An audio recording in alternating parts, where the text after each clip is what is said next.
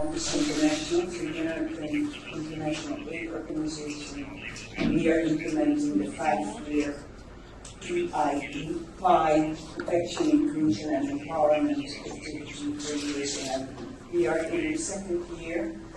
We are generously funded by USAID, generous support of the American people, and we are delighted that we are able to support the implementation of the reform agenda of the Ministry of Labor and Social Affairs. So that is the big picture of it. It's a very big project. It's $20 million, and we are working in basically 5 main items. It's a legal regulatory framework to help set up and improve on some of the legal aspects of social assistance law, other pieces of legislation and policies and decrees that are needed to have proper standard operation procedures.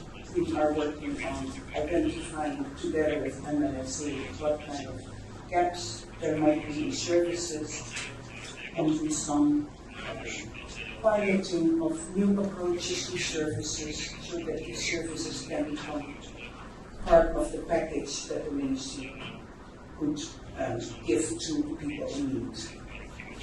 And then we are working on, a big piece is to work on communication, research between the government and civil society, and hopefully also with the private sector involvement.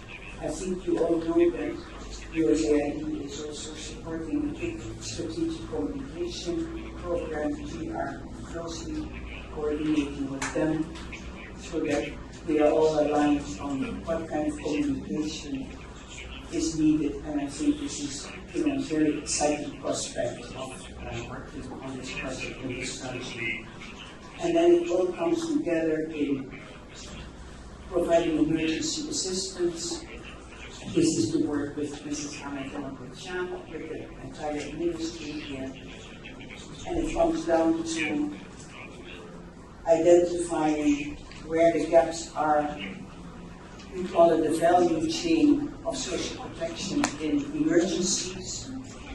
So that, and then I'm coming to the NORC platform, so that you can see that the platform, which is a national level system, how that helps a citizen, a beneficiary, a participant in a local community to access any type of social protection service or emergency service when there is an emergency. The emergency can be a flood, can be an earthquake, and it can of course also be hostilities and instabilities. And so you have an entire value chain of protection in emergencies that should all work together and without seams. So I hope that at the end of our period of working together, that piece is very clear, and that we have been able to support you, ministry, social society, private sector, other development partners, with what we set out to do, so that you have a system that works for everybody. And so that is in the emergency setting. And I'm using the word system approach because this is very important. We are not a project, although sometimes people think that that is the case, that we are a granting mechanism, but that's actually not the case. We are trying to come up with solutions, pilot them, cost them, get them in the budget of MLSA. This is again the support of one of the other projects of USAID. And then it becomes part of the package of yours. I think I'm not doing our colleague a favor by talking freely. She's trying to get through the slides. There is one thing I wanted to say, I want to say one thing about how we support the reforms.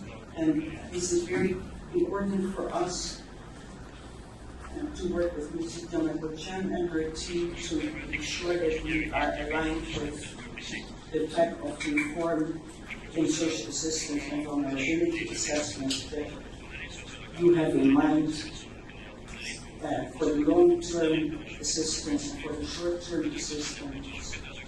And then it is both for emergency assistance for larger populations, and eventually it will also be for emergency assistance for individual family cases.